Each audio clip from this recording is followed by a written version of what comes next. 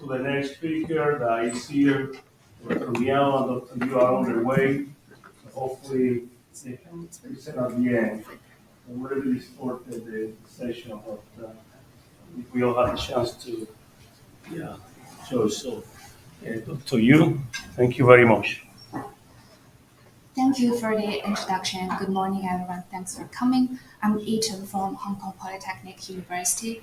So today I'm going to talk about a series of studies that related with on-site measurement of pedestrian level wind and its generation in the wind tunnel.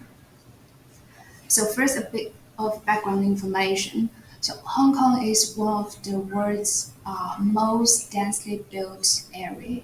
And on top of that, we have this hot and humid weather. So urban planning must be careful.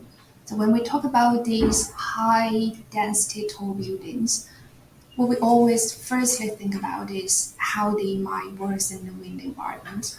For example, when the street is too narrow, when the frontal area against the prevailing wind direction is too large. But is it possible that this building structure can also improve the pedestrian level wind? So at the moment, some of my colleagues, they are focusing on this elevated street, how it may impact the pedestrian level wind. And for our group, we have long been focusing on this elevated building. So from our previous human subject test in warm to hot weather, the subjects, they feel much more comfortable when they're staying under this elevated building compared with when they are exposed in an open area. There are mainly two reasons. The first one is the shading it created when people feel hot, and the second one is the wind. So the elevated building, they increase the pedestrian level wind speed compared with the surrounding open and semi-enclosed area. But the previous study, most of them, they only focusing on the mean wind speed. But so if you're familiar with the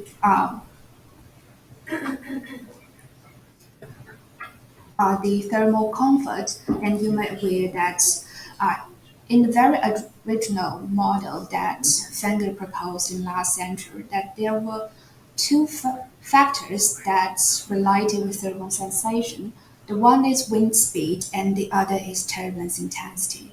So at that moment, Professor Fenger, he built the draft risk model to predict people's cooling sensation that's caused by this unwanted local cooling from the airflow. That's an empirical correlation between the temperature, mean wind speed, and turbulence intensity. For this outdoor environment that we are currently working on, we try to start with these turbulence intensity and wind speed to these convective heat transfer, and then to the physiological, this human body skin temperature, and then correlated with this subjective thermal sensation. So then the first question that we have here is, what is this turbulence intensity level at the pedestrian level? So when we look at the literature, the guidance, we didn't find much measurement data or these equation that could be applied to below the displacement height, that is around the average building height. Above it, we have plenty of these, the measurement, the profiling, and the modeling, but below it, we don't have much data. So then we decided to carry out our own field measurements. So there were two rounds of field measurement. The first was carried out in Sydney 2019. At that time, we picked 3 open spaces near the Sydney Unit campus. And then the second round was carried out in Hong Kong 2 years later.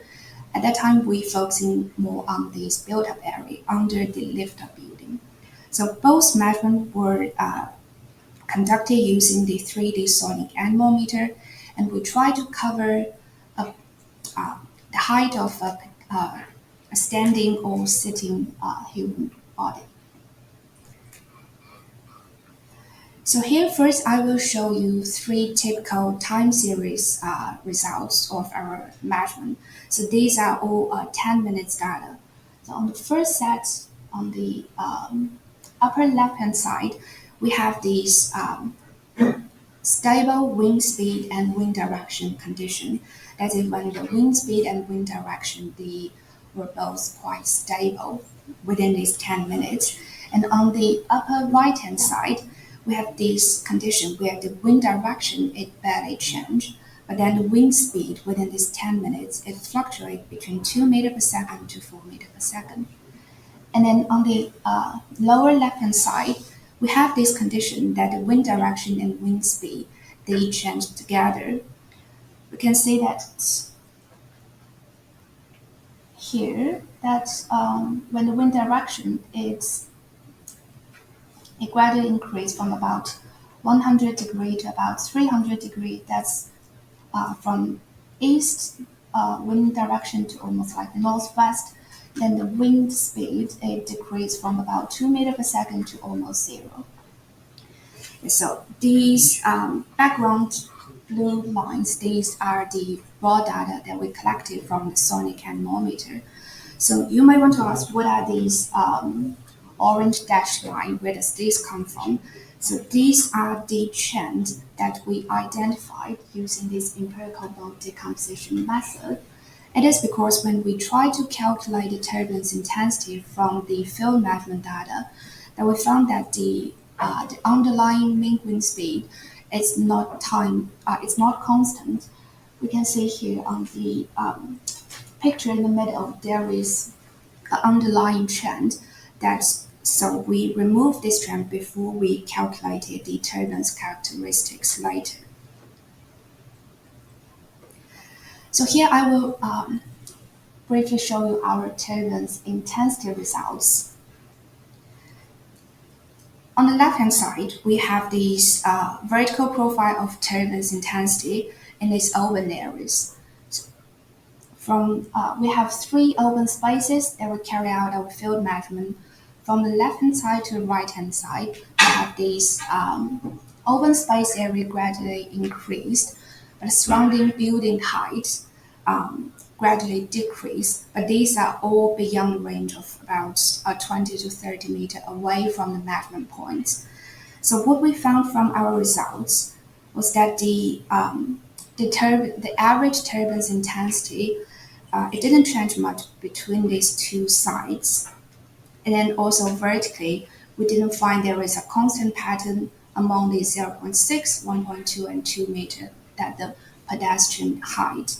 And the difference between these heights are within about 5%. And on the right-hand side, we have the field measurement data that we carried out under this lift-up building. So in site A, compared with site B, there were more surrounding obstruction. These trees, these chairs and infrastructures. And then what we found is that the wind speed they are both lift-up building, but wind speed with more surrounding obstruction is lower and the turbulence intensity is also higher. And the other factor that we look into this time is the wind direction. We've always talked about that the wind direction is always changing at a pedestrian level, but we never quantified it. So this time that we identify these local peaks in the time series of wind direction data, and we calculate these variation cycle and amplitude. So what we found is that these wind direction at pedestrian level, they fluctuate with small amplitude and short cycle. They were most common, account for about more than 70% of the cases. And then so these are the real data that we collected from the outdoor environment. And at the very beginning that I talked about that the purpose of the study is for this outdoor thermal comfort. We want to see how these wind characteristics affect the convective heat transfer over the human body, and later the skin temperature and then the subjective thermal sensation. So ideally, we would like to, for example, we want to examine the turbulence intensity. We want to have a different level of turbulence intensity, while at the meantime, we can control other parameters. For example, direction, mean wind speed, maybe turbulence length scale or something else. So that's not going to happen in a real outdoor environment. So next, what we did is we tried to simulate this pedestrian level outdoor wind environment in a wind tunnel. So first, we use this passive grid system to simulate these high frequency turbulence. So we managed to reach these three different turbulence intensity level from these are the vertical profile that we measured at the test section. The average value ranged from 70% the lowest turbulence group to about 35% to the highest turbulence intensity group. And on the right-hand side, this is the thermal mannequin that we use to test the convective heat transfer under different wind conditions. And then these are the high-frequency turbulence. So for these low-frequency, slow varying trend components, we adopted these active turbulence generator. So these are a wooden panel that can be controlled by gears, and we can control the rotation speed, the phase angle in between, and so that will give us the wind profile look like this. So we can control this variation cycle by adjusting the panel rotation speed, and we can control this variation amplitude by adjusting the phase angle between the adjacent panels. So these are a series of studies that I would like to introduce today. It starts with this field measurement that we conducted at a pedestrian level in the urban environment. And then we identify these key factors that we are interested in. We think it might affect the convective heat transfer over the human body, and then later the thermal sensation. So in order to study their effect, and then we try to simulate these in a controlled environment by using these different turbulence generators. So yeah, and so what I found, what I think about these series of pedestrian level wind studies, that I think that pedestrian level wind is relates with everyone's daily life, not only thermal comfort but also pollution dispersion, outdoor air quality, and I think at the moment that we need more field measurement data. It might be interesting if we can have more like vertical profiling from the pedestrian level to maybe higher like canopy or boundary layer conditions. And then also what I think is the combination of field measurement, wind tunnel, and the simulation studies, the combination often they are very helpful for us to solve these problems that we are currently interested in. Yeah, so thank you. Yeah.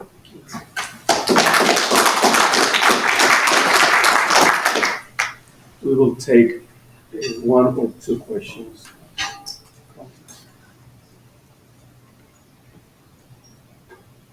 Please. Thank you very much.